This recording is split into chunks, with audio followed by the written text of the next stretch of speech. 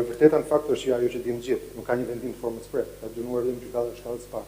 Kjo do të thotë që ne kemi një standard dyfishë për aplikohet. Për dikët pa dënuar aplikohet shkartimi, për dikët dënuar do të presim vendimin përfundimtar. Kështu që ignorancë ose padije nuk mund të jetë alibi në këtë rast. Sigurisht, siç e tha dhe ju, në fakt i njohur botërisht, edhe unë besoj që përgjigja u sqarua. Edhe t'ju shpjegoj ose t'ju bëj një pyetje tjetër. Në Republikën tonë, në strukturë, në arkitekturën e Republikës tonë, kemi disa sjellje monopol. Fjala vjen monopolin e dhunës e ka policia, monopolin e forcës. Edhe këtu njerëzit që janë në pranga, të tjerë që janë të armatosur mbas kësaj dere, kanë monopol e forcës sepse janë një ligji. Monopolin e përdorimit të armëve të rënda e ka ushtria. Janë një ligji.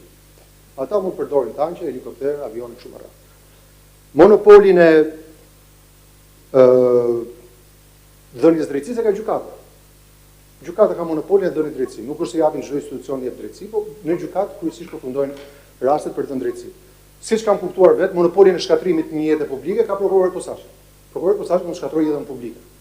Tani në këto sjellje monopol, ju praktikisht nuk prisni për një vendim gjykate, por jeni gati që monopoli të dikujt që i është dhënë me ligjet ajo për të shkatruar jetën publike dikujt të jepet prioritet, duke sakrifikuar një kryetar bashkie, një antar të komunitetit, një aktivist, një shërbëtor publik në këtë rast, dhe jo monopoli të gjykatës për të drejtësi.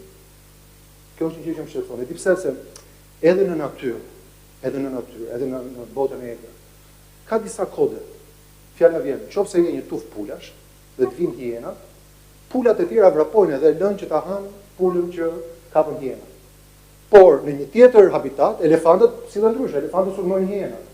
Dhe këtu pyetja është, jeni pula apo jeni elefant në këtë histori. Pra, edhe natyra na jep ca instinkte ku na duhet që të tregojmë dhe jo. Po kërkojmë që të ruajmë etikën, domethënë. Absolutisht. Gjithë këto elemente, jo, e kuptoj ai. Është një butafori për treguar që ta mbajmë brenda jemi shumë mirë. Seanca ka shkuar shumë mirë, ne jemi besoj gjithë kemi pas mundësi të debatojmë. Jemi miq vjetër, kemi bërë reforma pafund. Të bëjmë pyetje, të lutem në lidhje me objektin. Pyetja në lidhje me objektin është në sjelljet monopolistike që kanë forca të ndryshme ose aparate të ndryshme në Republikën e Shqipërisë. Ju anoni për të mbështetur sjelljen e prokurorisë që ka monopolin e shkatrimit të jetës dikujt, edhe pa vendim, apo tentoni që të respektoni monopolin që ka gjykata për të vendosur drejtësi dhe për i pasur përfundimtarë të vendimit. Nderuar pyetjen.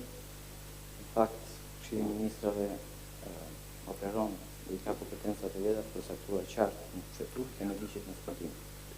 Pra nuk mund të bëjmë një interpretim në lidhje me veprimtarinë e pushtetet të tjera që janë pushtetet vendare.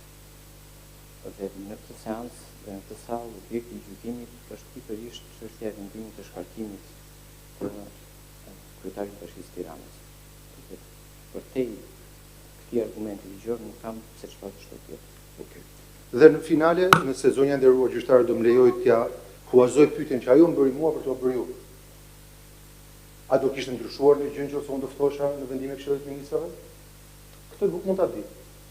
Por ditë them që prap forca e argumentit njerëzit i ndryshojnë, njerëzit hapin veshët, dëgjojnë. Për shembull, nëse do t'ju thoja që jam në një konflikt hapur interesi fjala vjen me një prokuror për cilin ka pasur debate për një leje ndërtimi. Ndoshta nuk do ishit aq nxituar thonë jo prit pak. Ndoshta do të ndërhyjmë ligjin me konfliktin e interesit që një kryetar bashkie ose një prokuror nuk mund të hetojë njëri tjetrin në momentin që ka një konflikt hapur interesi. Nëse do ju thosha për shembull që jam këtu për një njeriu që s'ekziston, një Nesti Angon. Ndoshta Këshilli i Ministrave do të dëgjon. Dhe do thoshte prit pak. Sa Nesti Angon mund dalë për secili për nesh dhe të thurë lloj intrigash, ne automatikisht do të lëshojmë njerëzit tek hiena apo do themi prit pak. Kë do kallëzoj unë për kallëzim të rënd, nëse kjo histori nuk është kështu. Pra, nëse do t'ju thoja këto, ndoshta Këshilli i Ministrave do thoshte, hey, prit pak. Kjo është një mundësi e jashtëzakonshme për të filluar një iniciativë ligjore, për të mbrojtur kryetarët e bashkive. Po t'ju thosha që shumica e kryetarëve të bashkive janë në një presion konstant për të futur gjithë fisin e disa prokurorëve të posaçëm punë.